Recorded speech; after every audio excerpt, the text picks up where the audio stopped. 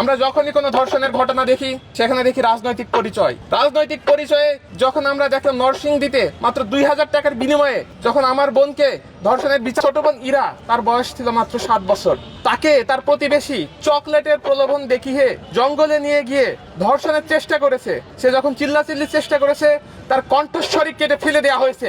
এই আমাদের বর্তমান পরিস্থিতি। এখানে আমার বোনের কি কোনো পোশাকের দোষ ছিল? না। আমার বোনের কি কোনো শালীনতার অভাব ছিল? না।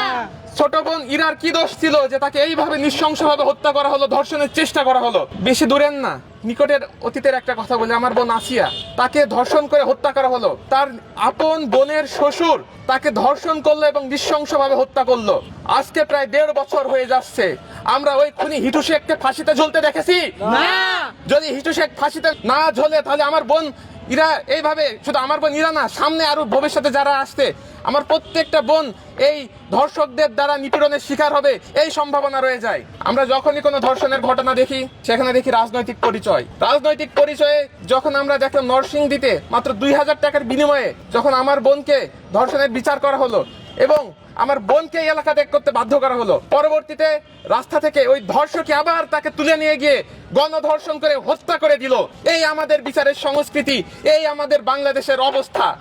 আমরা রাষ্ট্রের কাছে বারবার অভিযোগ জানিয়েছি, আর কতবার জানাবো? আমরা আর কতবার জানাবো? নতুন সরকার এসেছে, আমরা আবারও জানাচ্ছি, আপনারা এই ধর্ষকদের বিচার করুন।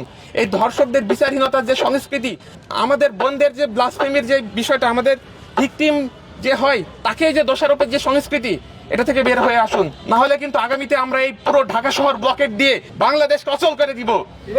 নতুন সরকার এসছেন, আমরা প্রথমে আপনাদের সাবধান জানাচ্ছি, অনুরোধ জানাচ্ছি, কিন্তু আগামীবার যদি আমরা আসি আমরা কিন্তু চুপ থাকবো না, আমরা কিন্তু রাজপথে আরো কঠোর রূপে আসবো।